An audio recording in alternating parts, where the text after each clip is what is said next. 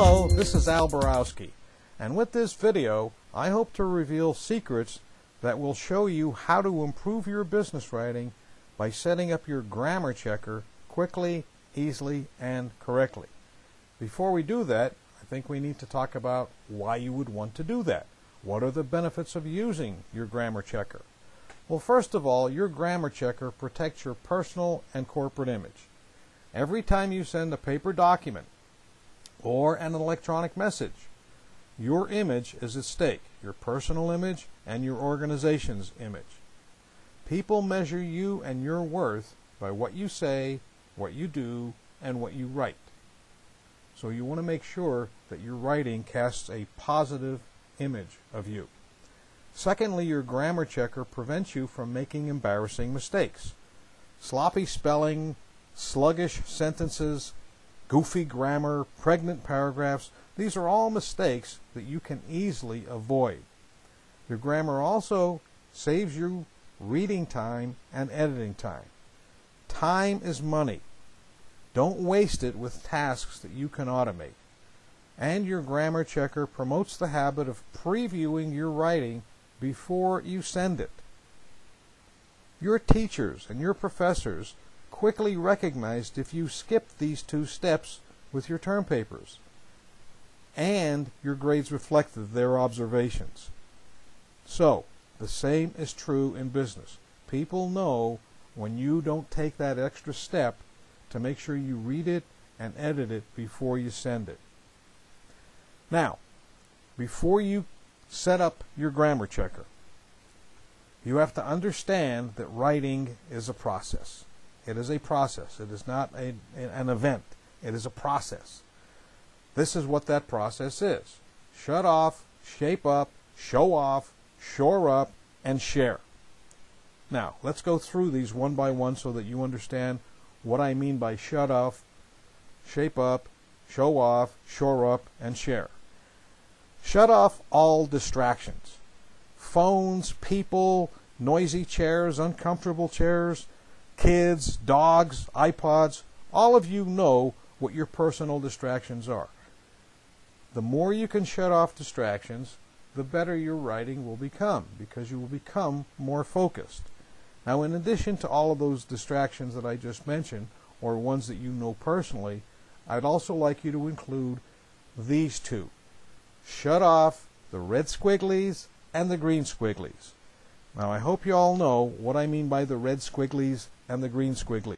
That means that you have your spell checker to automatically check spelling while you are typing. And if you misspell a word, a little red line appears. And the green squigglies, a squiggly little green line appears if you make a mistake in grammar or style. Well, I recommend you shut off the red squigglies and shut off the green squigglies. In this program, I'm going to show you how to do that. Now, the second step is to shape up your thoughts and your ideas. You know your topic. That's why you're writing about it. You know the content. You know your priorities. And those priorities means the priorities of your audience. Not your priorities, but what your priorities are for your audience. So, these are all stored inside your brain. Now, what you have to do is get it out of your system. This document that you're creating, an email, a memo, a report, all of this information is sitting inside your head. And you've got to get it out of your system in some logical fashion. And what I recommend people do is something that I call a core dump. A core dump is a 3-step process. And let me show you how you do this. You've got all of that information in your head. Now, the first step in a core dump is the actual dump.